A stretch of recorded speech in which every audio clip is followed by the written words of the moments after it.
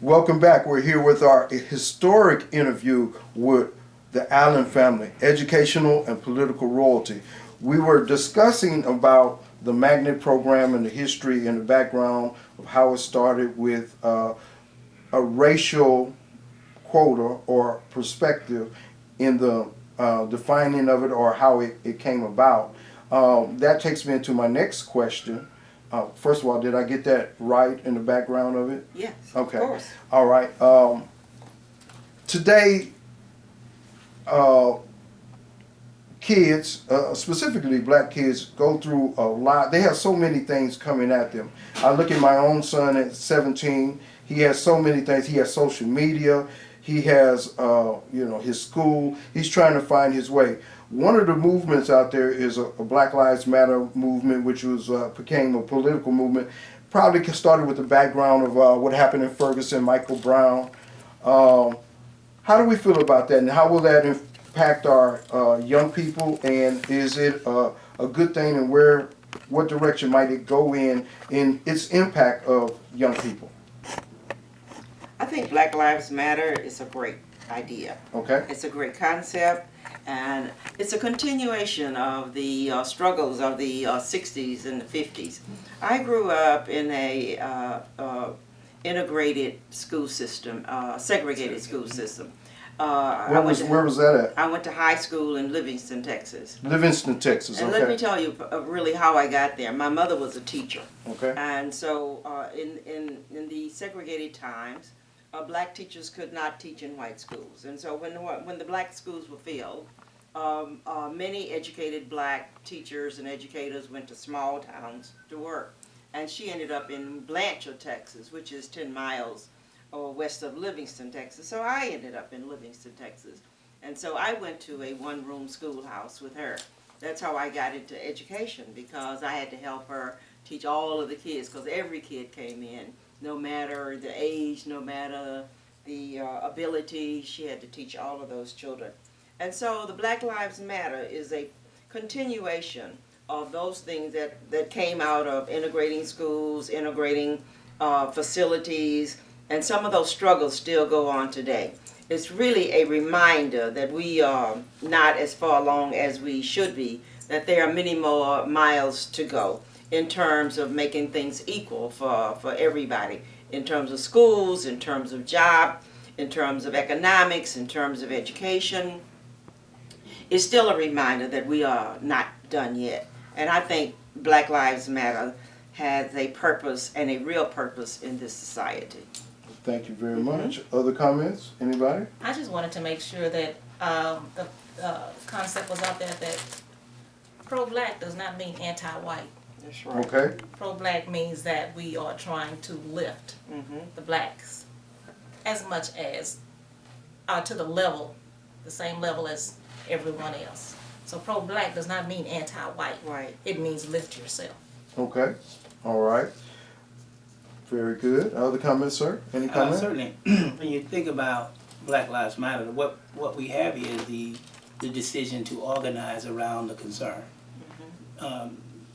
Black Lives Matter comes to birth because of pain. When things Right. happen, pain occurs in our community, and normally we pop up for a day, and then when the pain goes away, we reside back in our comfort zone.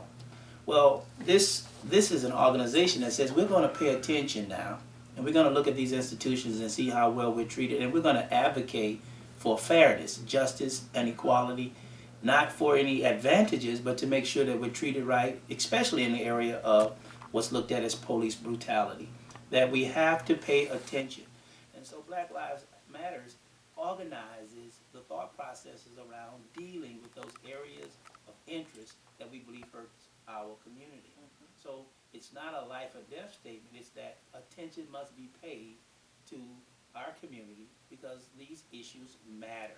Right. And they matter in the way of the entire society, because if we address them appropriately, we all will have a better place to live. Okay. My church that I was a missionary in, they talk about we have as black people an acceptance of black inferiority that we must fight against. I see the Black Lives Matter movement as a fighting against the declaration of black inferiority also.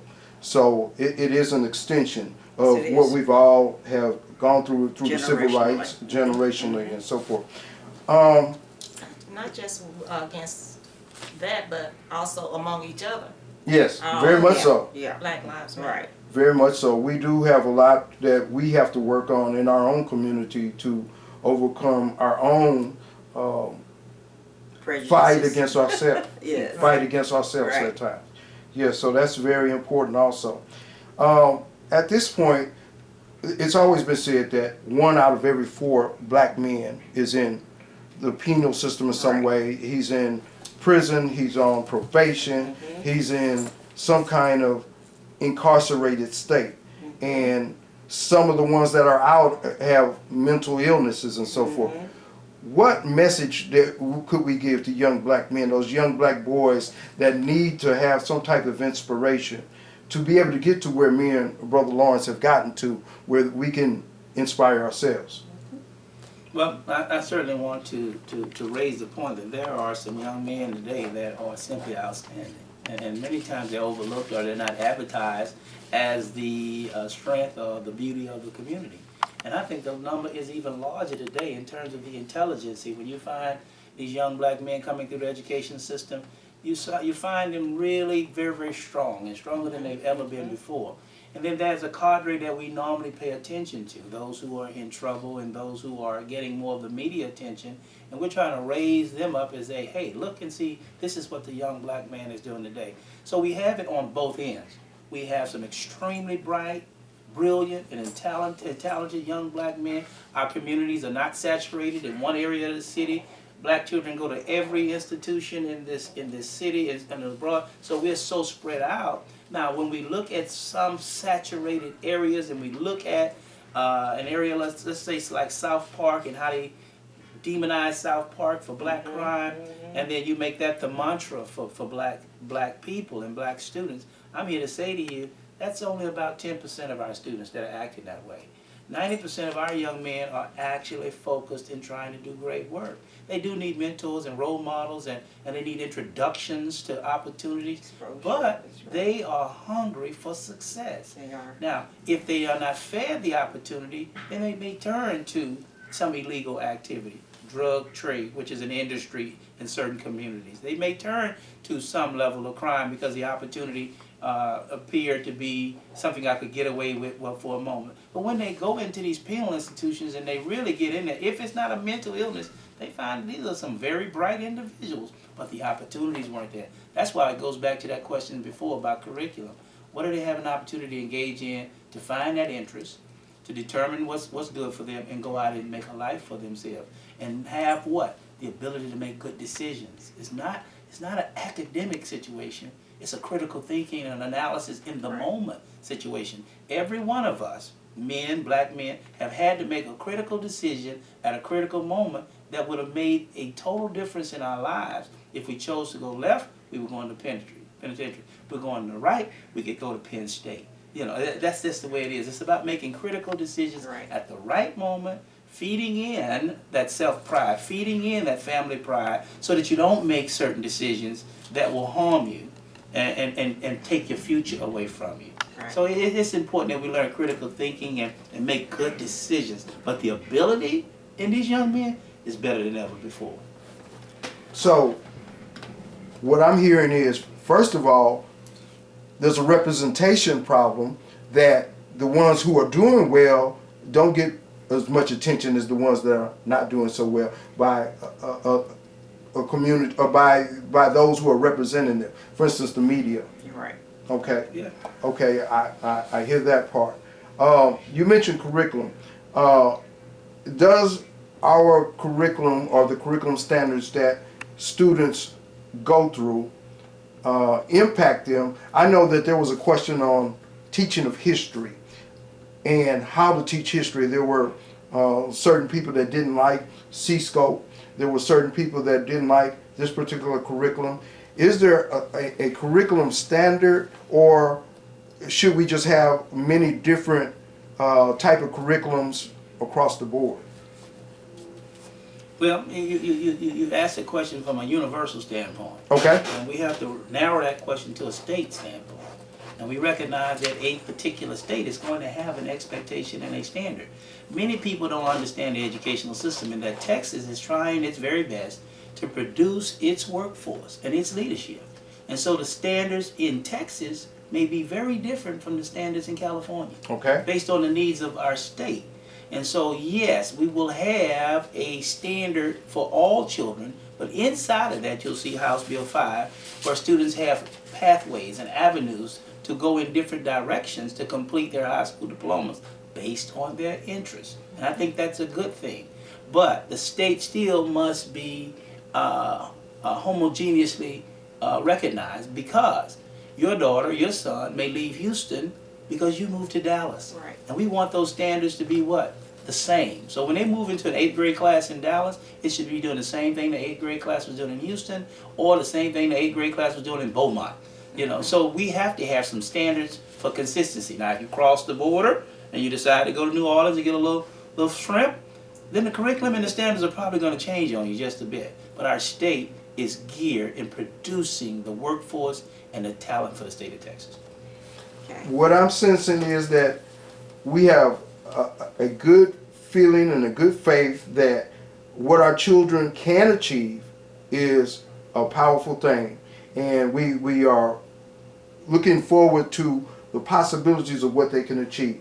And so it's a good thing. Where they're at is a good thing, and the opportunities are good also. Okay. That's what I'm seeing.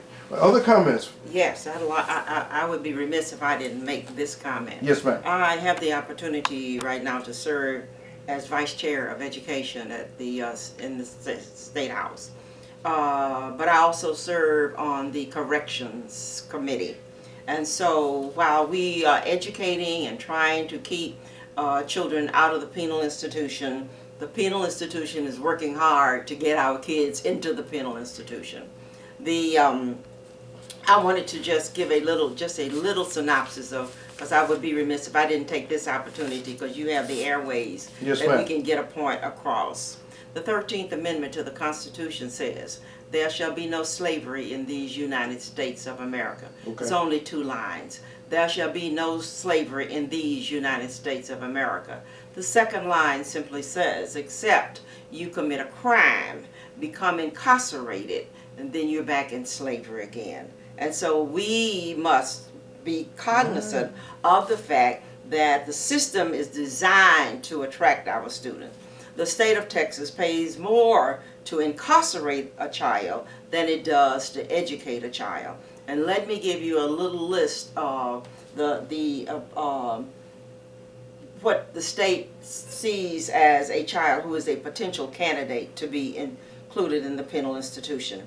If that child is born to a minority parent, he may be on his way to the penal institution. He's born to a parent in poverty. He's born to a divorced parents. If he has been retained in school 1 time or more before the 3rd grade. If he has been expelled 1 or more times before the 3rd grade. If his family structure is not intact. If he comes out of the foster system, those kids are prone to be candidates for the correction system. And so I want parents to be aware of that, because from the home come the children that we educate. And we want those parents to be aware that the system is looking for your children. So we need to tighten up on these areas for, in terms of getting our kids on the road to success. And the penal system is a business. Oh yeah, the penal system is a business. Oh, it's a business. You can open a business, I could open a business. And so small towns even run on because the penal system is there. They want you to bring the system to the small town, because they consider those jobs. Yes. And so we need to keep your hands on your children, educate your children, do the very best you can for them, because any felony in the state of Texas is a lifetime sentence. Any felony, because you can never get out of the system almost never get out of the system once you have a felony. Can't buy a home, you can't rent an apartment, you can't get credit, you can't get a job. And so those are things you need to look out for. We need to look out as families, as blacks, as minorities, as parents of young black men and women, that we need to be on the lookout for those. And talk about these to your children so that they won't be trapped in the penal institution. Great, great. Everybody, thank you. I'd be remiss if I didn't mention, Brother Lawrence? Just a closing comment since you Yeah. have your viewers. I would like for us as a community to start realizing that the high school diploma is like our middle school. Yes, yes. I really want us to understand that it's not over. There was an opportunity when you finished high school back in the 80s or 70s to go into the workplace and to do well. That's not there anymore. No. And so we cannot celebrate so much now, like, and say, oh, it's over, we did it, he's 18, she's 18, you finished high school, I've met my obligation. It requires now grade 16. It requires us to take those children and support them in a way that they continue on to that 16th level, at least, to be equivalent to where we were at the high school diploma years ago. So we have to have a shift, a shift in the thinking of our parents and our community, that high school is only a part of the journey. Right. But we can't rest to some degree. We can take a breather when they finish college. Just a small breather. Because the opportunities open up that much more greater for them. And our children probably will not live in the United States.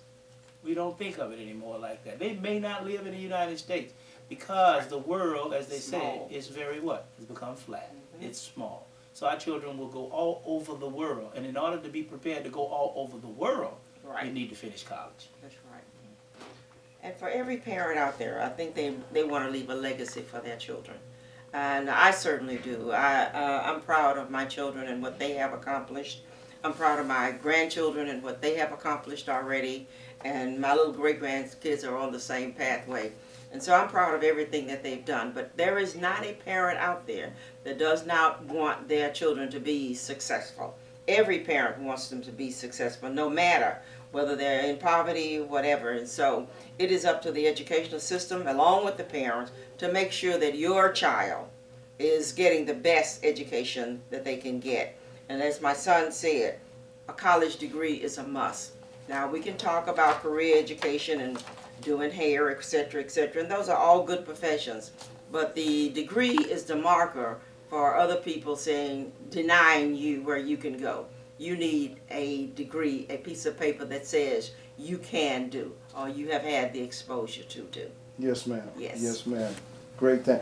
Everybody, thank you. I want to talk about, before we leave, I came in this house as a little boy many times, and your father, Lawrence Alvin Allen Sr. took me to the baseball games with him. We listened at the Astros game, so I want to talk about and mention him at this time also. And my father, the Honorable Raymond Alexander, and your father, they helped to build this also, what we have accomplished. So I want to shout out to them also. And everybody, thank you.